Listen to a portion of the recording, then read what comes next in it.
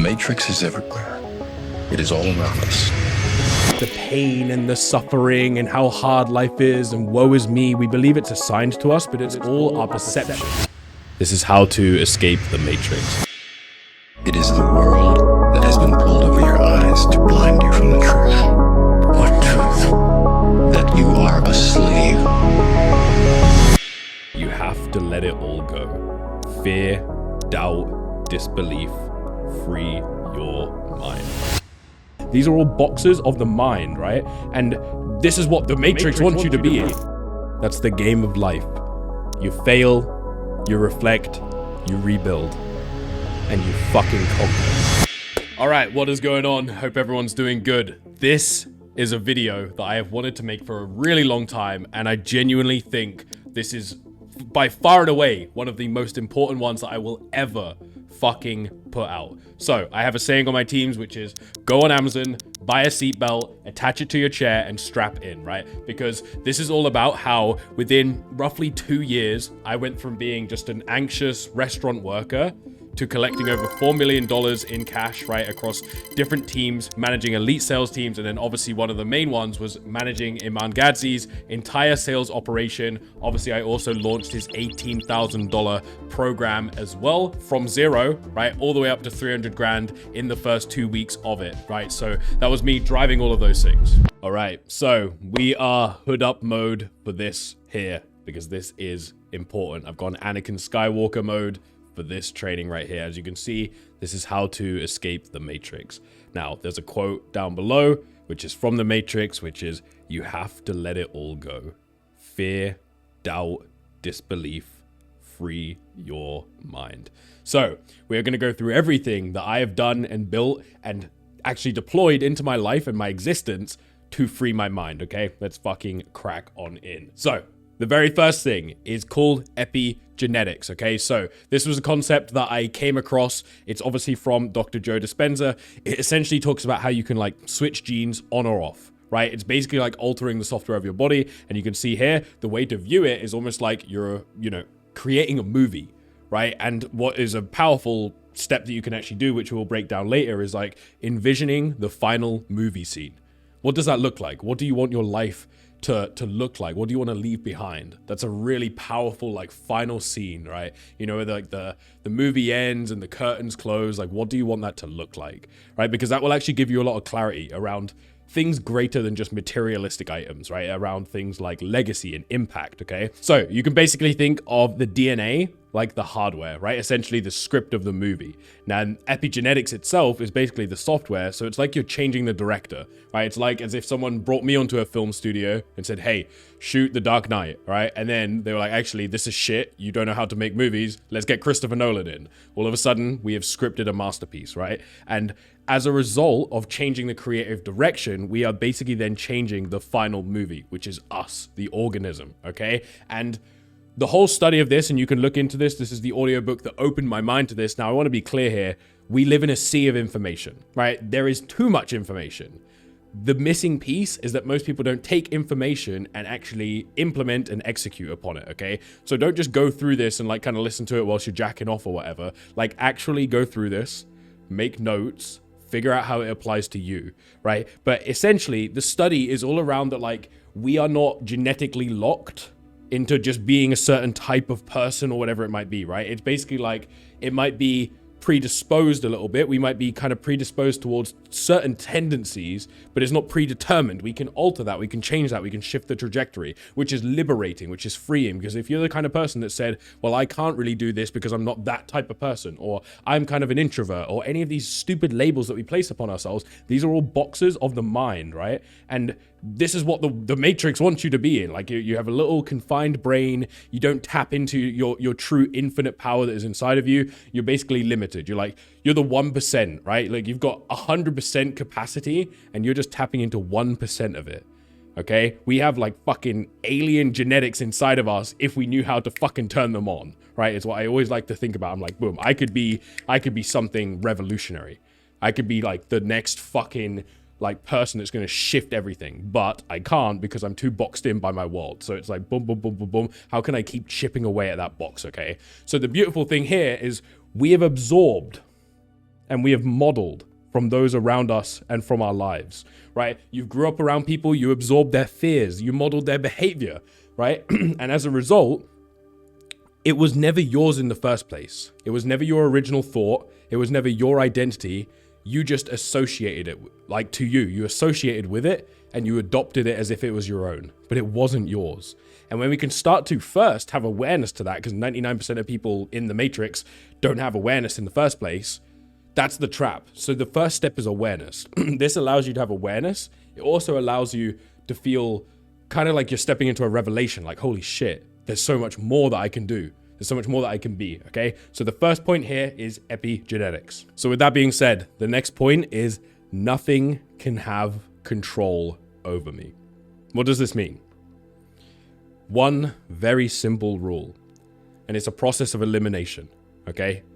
How many times, this is like the perspective, right? Because most things click in the brain through reference points, through perspective, through something that you've experienced. So how many times have you been with a friend or been with a family member and you've asked them a question and they were on their phone and it took 20 seconds, 30 seconds, 50 seconds for them to actually even realize that you were fucking talking to them and then respond?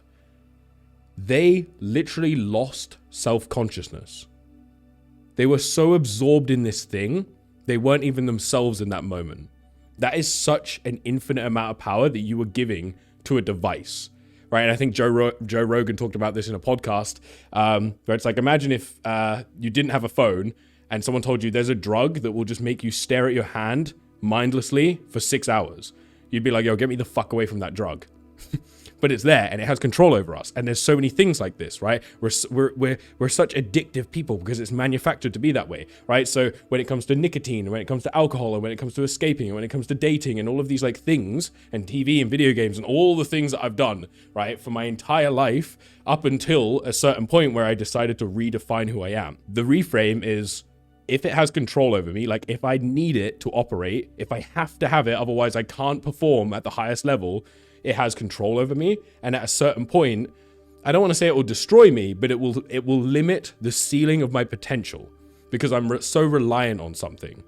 And that's a scary thing. So I want to know that I have the mental and adaptive capacity to always be able to determine what I do, when I do it, how I do it, and it's just a choice. I'm not like, well, I need to do this thing first, right? It's the danger of like morning routines. I think Alex Hormozi really harps on that. You don't need this crazy morning routine. The thing is like, to a certain degree, if you become that person, it has control over you. You can't have the productive day until you do that. So this is just a greater expansion of that. So you look at yourself and you're like, what are the things that I have to have happen? Otherwise, it just completely derails me. Because there's a cost to that, right? So, because life's not going to be perfect, right? The thing that will always happen is life. Life will always happen. Things will always throw you. Things will always go fucked up in your life. Unfortunately, bad things will happen. It's inevitable. Is there things where when that happens, we will just spiral and we cannot control it, okay? So that is nothing can have control over me, right? This mental reframe where I'm like, okay, it seems like I really need this thing. I'm so reliant on it. I need to remove my reliance on it. Next, never crowded along the extra mile. This is an audiobook from Wayne Dyer, as we can see. And essentially with this, it is such a powerful, energetic experience. Now, there are lots of perspectives and life experience and reframes and all types of things that are done throughout this book. But beyond that, there is just a feeling, right? And your goal, as much as possible, should be arbitrage. And it should be arbitrage of high frequency activities. So a lot of people will go for a walk and listen to some bullshit music that is, you know, demonic or whatever, right? And this is coming from a dude that loves heavy metal and stuff, right? But I went through a huge phase of completely removing pretty much all music and replacing it with high frequency things, right? And it's crazy what this does for you in terms of like how much you just expand and how much you grow and how much more you magnetize positivity and things, okay? And there's one reframe in here which really stuck with me, right? 80-90% of people, they live through the past. The past is what has defined them. The past is what they reminisce within. They long and they yearn for the past, like, oh, times were better, right? But the past is like a trail of a boat. Okay, it is what it is. It exists. It's there. It always will be there. When a boat is moving, it always leaves a trail. There's nothing you can do about it. However, we, as the present, we are the engine. We are the driving force. The only thing you should be focused on is the now, the engine, the driving force, and then the coordinates, the direction, where we are going, right? That's all that you can change, and it's all that you can do. Because the past has been, there is no denying it, and it's exactly what needed to happen for you to be in this exact moment right here, right now, watching this fucking YouTube video. Because if some things that happened in your past that you maybe deem and you label as negative, but who even defined it was negative, you were told by society to feel a certain way about most things. If those things didn't happen, you wouldn't be right here, right now with the exact characteristics and feelings and like watching this YouTube video, and everything would be different, right? The butterfly effect, okay? So such a powerful reframe, but more than anything, this is an energetic thing. And what I say when I said like arbitrage is like, if you're going to go for a walk, listen to something that's actually going to grow your mind and expand your consciousness, and be very purposeful with these actions, because it has such a strong domino stacking effect, okay? There's also a huge section where he talks about forgiveness.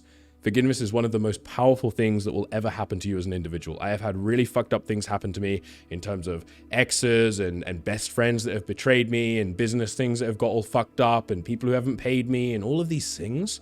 And I just let it go.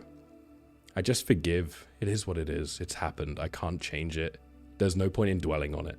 Okay, so this is now, we essentially, the first thing that we went through was removing the external, right? That's step one. Step two is basically internal rebuild. Okay, so this is one piece of it. Now, want to hit like a little midpoint kind of sanity check. Really apply these things. Really listen to what I'm saying. I have lived the anxious perspective, the guy who didn't talk up on team meetings, the guy who was too shy to talk to strangers. And now next month, I'm literally talking on a stage in Sweden.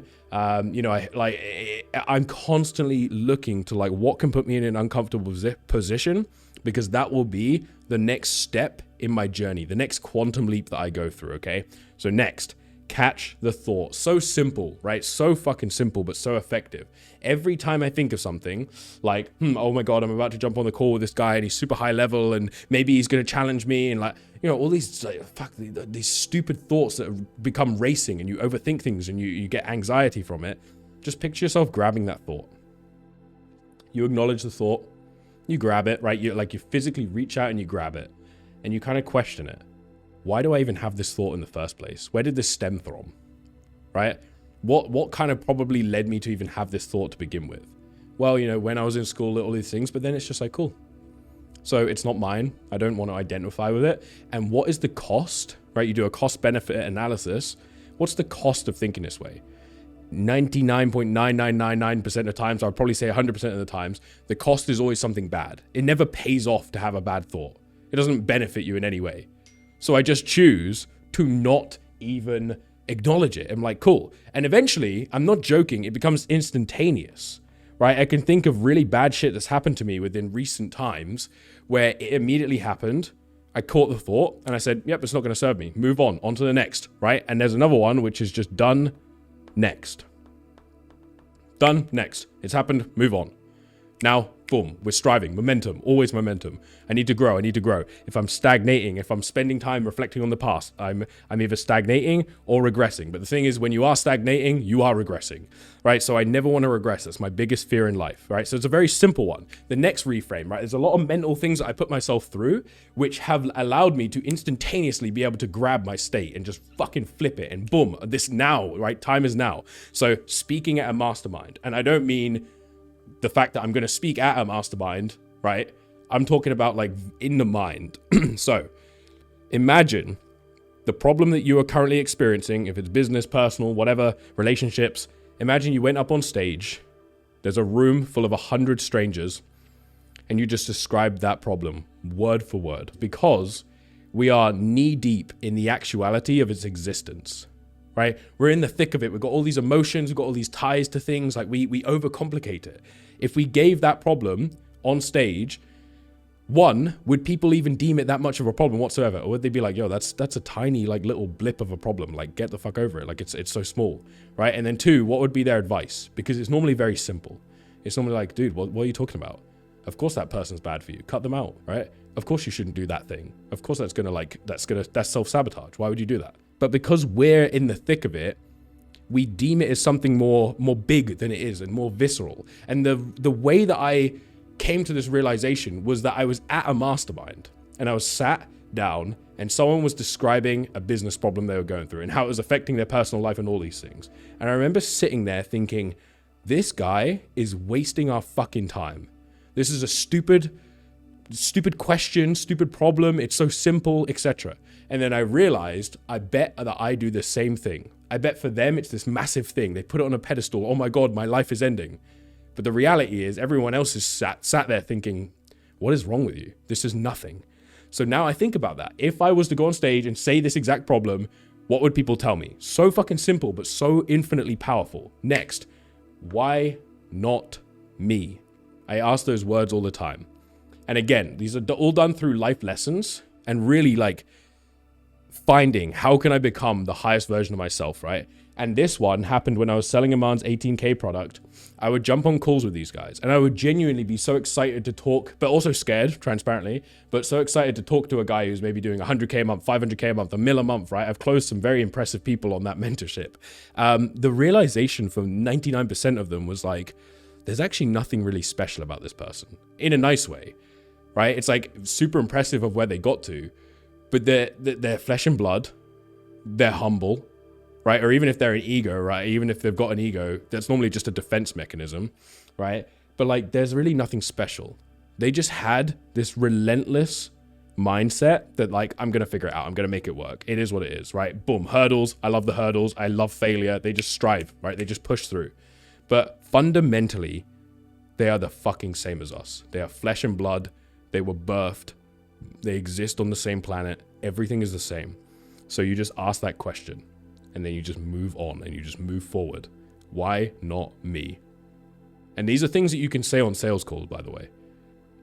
Do you think other people in the same type of position that you are in right now manage to figure this out and get to the levels of success that you are striving for? Well, yeah, I guess so. So why not you? Done, dusted. Get the Amex, fucking close that guy. Now next, there's actually a video from this. If anyone wants this, just let me know. I'll send it to you. All right, I'll rip your soul out. It's a hilarious image that I got there of Andy Elliott. I wouldn't personally say that I connect very deeply with most of Andy Elliott's stuff. There's one video where he talks about being the mentor and you are the reference point. So if you have a marriage, but you're going around saying, oh, my marriage is terrible, she's a piece of shit, she's complaining all the time, everyone else starts saying the same thing about them, right? If I was married, they'd be like, oh yeah, like Scott's wife is garbage, she's trash, she's so controlling, but like I created that. And now I am their reference point of what a marriage looks like. And he talks about this. Someone has to have their shit together and you have to be the mentor. And that's one of the, I guess, identity labels or things that really helps me in the moment is like, I try to be the person for others that I wish I had had myself when I was lost, right? Because I spent a really long time through escapism, right? Drinking all the time, going out all the time, right? Like just kind of accepting my shitty, mediocre life and existence and then just escaping because I hated that reality, right? So now I'm like, fuck, I wish I had had someone that could have just changed the lane that I was in. Opened my mind. And eventually I had that. Of course, I invested into mentors and all of these things, which helped that pathway. But you should be that person. Someone has to have their shit together. Someone needs to be the mentor. Someone needs to step up. Someone needs to be undeniable, right? And I'm sure a lot of people have heard this kind of objection handling line. And if you haven't, you can absolutely use it, which is there are graveyards full of people who thought they had time. Well, I'll just figure this out at some point, right? Oh, I've got time. There are graveyards full of people that had the same misconception. But also, the people who say like, yeah, you know, my why is that I want to retire my parents. How many people have had that same thought, never achieved it, both their parents died, and then they eventually died as well. They never fulfilled it. And I don't want to get dark with this, but the reason is they say these words, but their actions are not congruent of someone that is like devoting to making that happen, right? It feels good to say this. It feels like you're achieving something, like a little bit, by just saying, well, this is my why, this is my purpose. But like, then if you were to like follow them around like a film crew, you'd be like, this isn't the actions that are in line with someone that truly believes that and is actually striving to make that happen, right? So someone has to have that shit together. So why not you, right? Next one, I tapped on this a little, mentorship. Now the reframe on this, because we live in a sea of fucking mentors, right? There's mentors everywhere. The question is, who is this person? Like, who truly is this person behind all the marketing tactics, right? Because if you deal with a smart person, they know how to brand themselves, they know what to say, they know what kind of hooks, right? They've got people behind the scenes, a team that are developing these hooks for you and all that. It's like, who actually are they? What is the life they're living? And would I want to emulate areas of their life? Because the trap that you can fall into with mentorship is you become a little carbon copy of that person. Every mentor I've ever had, if I look at areas of their life, there are some areas that I would love to have, and I want to emulate all of the steps that they took to get to that part. There are other areas of their life that I question.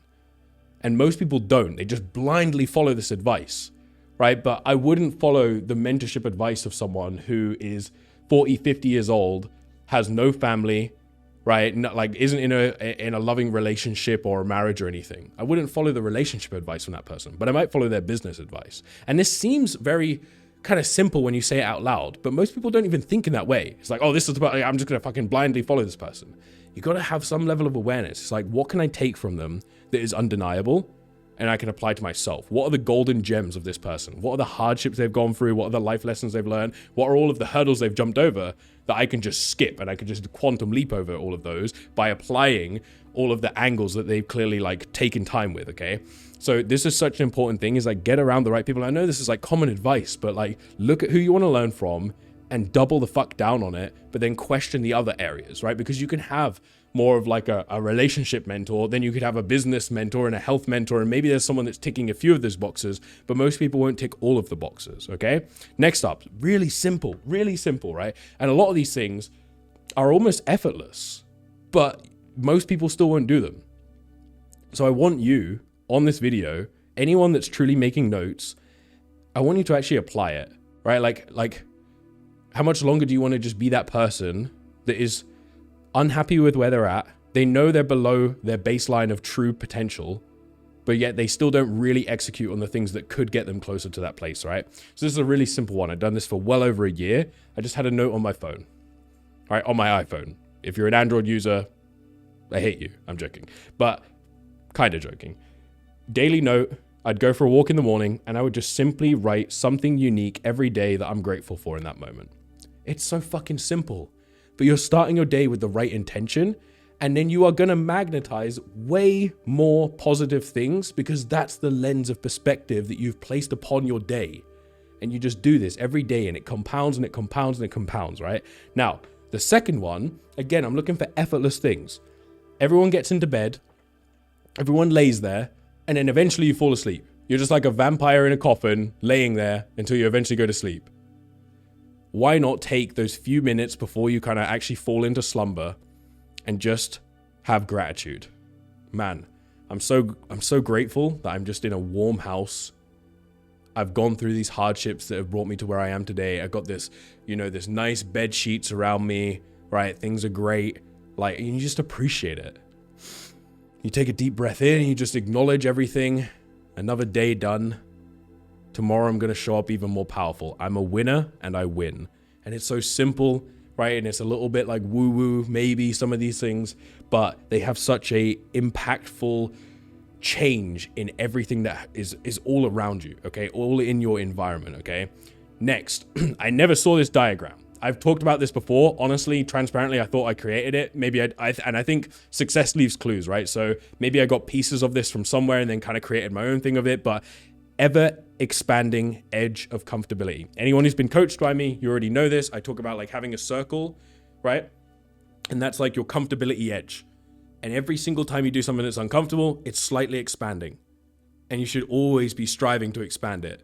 more, and you just become impenetrable. You become fucking undeniable. I've used that word multiple times, right? But you got your comfort zone here, right? Everything feels good, it's comfortable, it's safe, right? It's like the things that you're used to. It's the loop, it's the brushing your teeth every morning and you don't even think about it. You're in just this automatic series of unconscious activities, basically, right? But then you have growth zone, right? Requires focused attention and effort. And then you have overwhelmed, right? And this is good to be in little periods, right? You don't want to be in this stress zone like fucking 24 hours a day, but being in there, it's going to expand what's actually possible within those zones and how much more often you can operate in them, and also lower some of the things that put you into those in the first place, right? So every time something is difficult, the reframe is good. There's that Jocko Williams or whatever the guy's name is, right? He just says like something bad happens, good. Bad, good. But I want to go a layer deeper. Good. It will expand my circle and pour into all other areas of my life. Failure is exciting, right? Your most important messages is such a powerful reframe. Your most important messages are born in the midst of your failures, right? Now this, make note of this, really think about this, and really understand how this applies to your life, right? Through reflection and adaptive capacity, right? So this is talking about failure and things, right? You are now able to transcend your ordeal or your failure or your challenge or your difficulty, now armed with greater resolve and purpose. This is such a powerful line, so powerful. When I heard this, it was powerful, then I reflected on it, and then it just shifted things for me. I was like, holy fuck, this is so powerful, right? It's like, as soon as we reflect on the things that have happened, and we expand our adaptive capacity, we can take on more burden, we can front load more, we can now transcend, right? We can now be armed with greater resolve and greater purpose, and that is ultimately the name of the game, right? If you don't have purpose, you aren't really striving towards anything, right? You have a cognitive dissonance otherwise, right? Where you just feel lost, you just feel misaligned, okay? So this is so fucking powerful. Next, and we're going deep on this one. And to be honest, there are even more. I wanted to try and keep this potent and powerful and punchy enough, but there are so many other things that I do as well. But these are some of the most potent ones that I have, right? So finding a mission. Anyone that's been coached by me or been on coaching calls or just on any of my teams and things like this knows that I talk about this a lot. This is like my overarching mission. This is like what I strive for. This is like, you know, the big mission, and then you have all of these sub-missions that feed the overarching mission, right? So build a legacy, redefine my last name, right? Pass the torch. So create a shift in a trajectory within kind of my bloodline and my last name and all these things. And then I have children and they are now starting life at a higher level. And then they pass the torch and they keep building from what I built, right? And this is an easy way, and a way that most people don't think, right? Most people are like, okay, what's my 1 year goal? Some people are like, oh, you know, I can't even think that far. What's my 3 month goal? Some people will go for a 10-year goal. Even that, a lot of the time, people are like, I don't even know what I would put there. When you go for a 100-year goal, we mitigate all of the materialistic shit. Because a 100-year goal, we're dead. What did we leave behind? What do our friends say about us, right? What does family say about us? And let's say we had a huge impact. What do they say about us in school, right? What were the messages we left behind to the world? And that really starts to give you a feeling of like potency and power and things that you're striving towards, and a mission and a statement of existence, right? The mark that you left on the world, okay? So really starting to try and figure out like, what's your overarching mission, okay? Let's keep this going. Reflection, right? We hit about that, right? Through reflection and adaptive capacity. Now, here's another line for you. Things that hurt us instruct us. By the way, side note, the most powerful thing about some of these trainings is, one, applying them to your own life. Two, understanding that so much of this will apply to any prospect that you speak to as well. So we can literally say to a prospect, but let's start with saying it to ourselves. Things that hurt us instruct us. Now, if we miss the instruction, it will only hurt you again. So the goal here is to find the instruction within the pain so that we can learn from it and move forward, because otherwise the universe will just continuously put that test and that pain in front of you until you eventually understand it and can overcome it, and it never phases you, okay? And we get to choose how we perceive life around us. Most people that are just operating through the matrix, they think that it's assigned to us. The pain and the suffering and how hard life is and woe is me, we believe it's assigned to us, but it's all our perception, right? And we have chosen that perception, but we get to choose how we perceive life, okay? And that is done through reflection. I'm going to give a very quick side note that I would hit on that, which I hit on a team meeting. I've done a really fucking powerful team training for a few of the teams that I'm running. And in here, I want a very low friction way that I can have reflection. So I'm just ripping a voice note at the end of every day now. Right? End of every day, little bit of a brain dump, right? Walking around the house, got my phone, just voice noting. Yeah, so, this happened today. I crushed this part was hard. Like I kind of, my energy dipped here. The weather was this, all of these things, right? Just a fucking brain dump. Just let everything out. It's also really good to do that before you sleep because then your mind is clear. So then you have a better sleep. But the power of this is you can then take the transcript, put it into AI, and then essentially hit a prompt, which is something to the effect of like, I am going through reflection, and I want to understand common trends and common things that are holding back the next stage of my identity right now, and things that you are noticing, so that throughout the year, as I reflect every single week, and we have an end of week reflection, I've done that 52 times. And this will kind of piece into like one of the next ones that we hit, but that's now 52 points that we've put into reflection, which means we've leveled up like 52 times. Right? And we create like this weekly game plan of reflection of common sticking points or common struggles or common areas where we are misaligned or just not calibrated, or, areas where we're pouring in like time and energy, but it's sapping energy. Because the biggest misconception that you have in life is that you start the day at 100 out of 100 energy, and as you get deeper into the day, it's just draining. No, if you're doing the right things, it will drain and then it will rise, because it's like you're doing something that is liberating, that is exciting, that you're like, is actually giving you energy. Like when I jump on a team meeting and I fucking nail it, and I say before the team meeting, this is going to be one of the best team meetings that I've ever ran, and I have a duty to show up at the highest level for my guys and my girls on these teams and take them to the next level. All of a sudden, I raised my energy, and now I show up fucking powerful, right? So we get to choose that perception. Now that leads into the next point of what I'm going to say here, the skill tree of life. Shout out to anyone that played Final Fantasy X. I don't play video games anymore, but that's a fucking OG. Okay, so for this one, I've made a few notes on the side. So I'm just going to look over to the side for this one, but imagine every single thing in your life, sales, communication, emotional stability and emotional control, leadership, like everything, relationships, communication, yada, yada, all of these different things. All of them are like a scorecard, and they've got a little level in the corner. Whether you've been paying attention to that number or not, they all have a level right now, right? And if we use maths, by the way, I hate maths, but if we use maths to our advantage, we start to realize how powerful this is. So this one links in with the last one.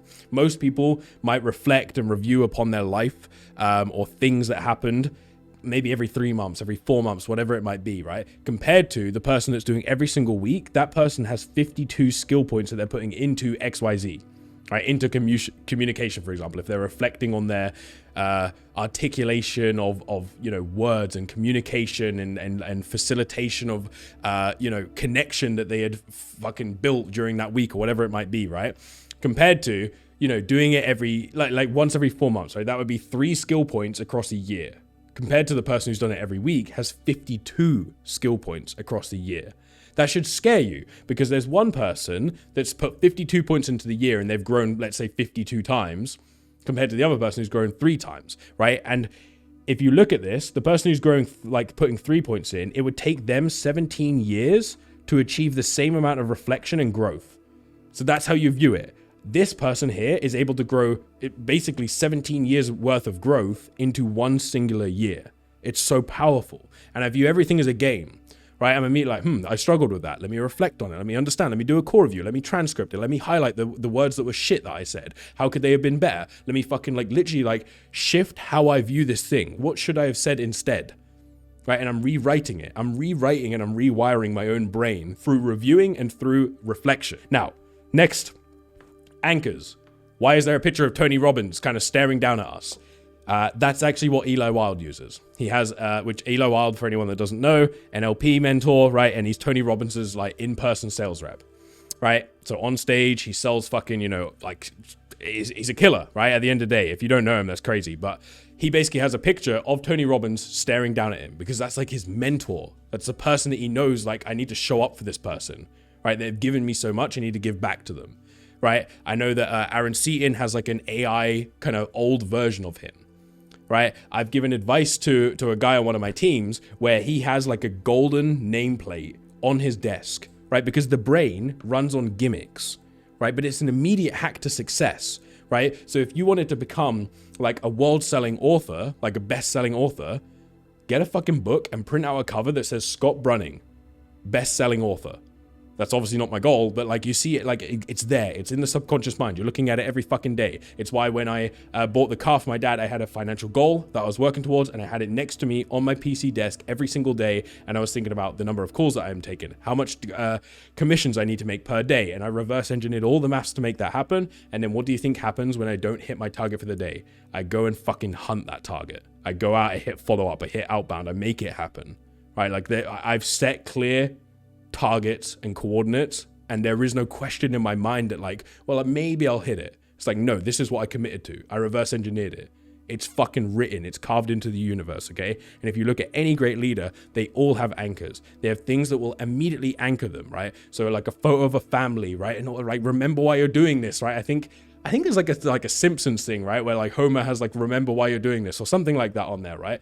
And these feel very gimmicky, but they're actually so powerful because they're an immediate hack to just recalibrating you and instantaneously changing your perspective and your state and your energy, okay? So this is infinitely powerful. This one right here, I got the Ashton Hall glasses on with my middle finger up. I don't know when this photo was, like 8 months, 10 months ago, something like that. I have a saying here. Life is more fun at level 1. I went through such a violent process of elimination, removing all the vices, all the bad friends, stopping dating, doing all like just gutting out everything, starting from scratch, right? Like just destroying everything and restarting essentially. But I also have this belief that the more fun you have, the more you will attract, and life is more fun at level 1. It's like you're poking a hole in the fabric of the matrix.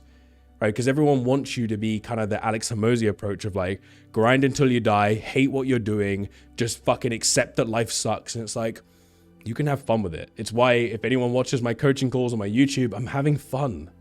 I'm saying stupid things. I'm making dick jokes. I'm still operating at level 1, but I'm a high, I've got a lot to give. I've got a lot to grow, but I would consider myself a fairly high performer, right? I've got some pretty credible things that I have managed to accomplish in a fairly short period of time, and they're only going to get more and more extreme. I'm only going to accomplish more, but it is because I have fun with it and I enjoy the journey and I poke fun at things and I play stupid songs on team meetings, and I fucking like one of the state things that I used to do before a sales call is I would have sunglasses next to me. I would play the Top Gun anthem and I would put the sunglasses on slowly whilst looking at myself on the Zoom recording screen.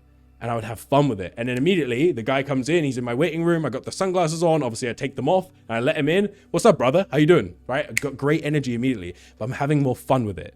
Right? And we're poking holes. Right? It doesn't have to be so hard. The reason that you struggle and that there's all this resistance is because you created that. You set this pathway where it's like, well, things have to be hard. I'm swimming through fucking tar. It's like, dude, you should be like beautifully breaststroking through the fucking ocean and you're just living the dream and dolphins are flying over you, okay? Life is more fun at level 1. That doesn't mean, this is a misconception, that doesn't mean you go out and you pound, 12 bottles of tequila and you're just a degenerate. That's not, you're not having success through that. It's the combination of the two, right? Most people will swing the pendulum too far. It's like they're either so serious and so boring and they hate their lives and they literally think like, oh my God, my life is like painful and suffering, or they go the other way and there's just all escapism and it's all excuses and they're just like, well, I'm having fun. It's like, no, there's a balance in between, okay? Now heuristics, right? We're not stopping this fucking train, baby. We're just going deep in the weeds. Heuristics, okay? Look into this. It is a mental shortcut, okay? It's something the brain can use to navigate and fast track reality. Okay, so I'll give you a very simple one and then I'll give you a much more potent, powerful one. A simple one is, I don't want to have this cold shower, but, and then you hit the heuristic. So I don't want to have this cold shower, but I know as soon as I do it, it's going to revitalize me. It's going to remind me that I feel alive. It's going to wake me up. It's going to pound energy into my fucking brain, and I'm going to thrive and I'm going to crush the day. Heuristic. Boom. You just get in and you just do it. Cool. Right? Because you do a cost benefit analysis. That's how I view a heuristic. It's like, I'll instantaneously do a cost benefit analysis. What's the cost of this and what's the benefit of this? And normally, especially with stuff like that, it's like the cost is just tiny little short-term pain. The benefit is massive. It's so exponential. But now you start to apply this to deeper things. There's a type of conversation that feels very uncomfortable. Maybe it's like a super emotionally charged conversation that you don't want to do. And you start rationalizing, well, maybe I don't need to have this conversation. Maybe it's going to be uncomfortable. But then you kind of say, by me having this conversation, I'm going to have a 10 times more powerful connection with this individual. I'm going to be more confident. I'm going to be able to have these conversations with more people. I'm going to change the trajectory of my bloodline by having this conversation so that my family are more comfortable having these types of conversations. And you're sat at fucking dinner across from a family member or something, and you're thinking those things. You're like, cool, I'm going to have the emotional conversation. And you just ask it. That's a heuristic. It's a mental shortcut. It's like, well, fuck. Like this tiny little thing, I've been dwelling on it. It's the same thing with like you see a beautiful woman on the street, right? Oh, well, I don't know. She might reject me. She might say, Scott, like you're some little loser with a tank top and his hood up, right? Recording a YouTube video. Like, what's wrong with you? You're a fucking schmuck. But that person could be the mother of my children and the love of my life. All of a sudden, it's like, boom, oh, fuck that. I'm gonna take the risk of this part because the benefit of it heavily outweighs it, okay? Cheat codes to existence, okay? So, holy moly. Everyone take a breath with me right now. Whew. Who feels alive? I'm talking to myself. I'm used to being on team meetings. This is the kind of thing I'd say on a team meeting. Type a 1 in the chat if you feel alive. So that is the game. That's the game of life. You fail, you reflect, you rebuild, and you fucking conquer, and you dominate, okay? Most people are playing life small, like so small. They don't dream big enough. They don't push big enough. They just fucking settle for mediocrity, okay? So hopefully this video got you fired up. Hopefully it gave you reframes that you can instantaneously use within your life. And hopefully it shifts the fabric of your existence. Because let's say I get a few hundred views on this. Let's say one person is a fucking different human being because of it. I've accomplished something. I showed up as the person that I had wished I had when I was 18, 19, 20, 21, all of that stuff. Okay. So with that being said, these are the types of things that I do on team meetings and when I'm one-on-oneing people and, when I'm training teams and things. So obviously that's the type of thing that you can expect if you're one of my sales reps, if you're a business owner or an offer owner and you want people that will go to war for you because I will go to war for them. That's the type of culture that I install into teams, and that's how we get exponential results. Now, obviously, there's all the other stuff, right? Like sometimes I do the more logical videos. Like last one was a Send Blue one, right? Like how we can increase the show rate. It's a very logical piece of the puzzle to get better results on the team. But this stuff really encapsulates the fucking magic of life because we're all searching for the answers. And if we have a team of people that all feel like they're on the path to finding the answer, that's where we get beautiful fucking results. So with that being said, I appreciate you all for watching. Until the next one, peace and love.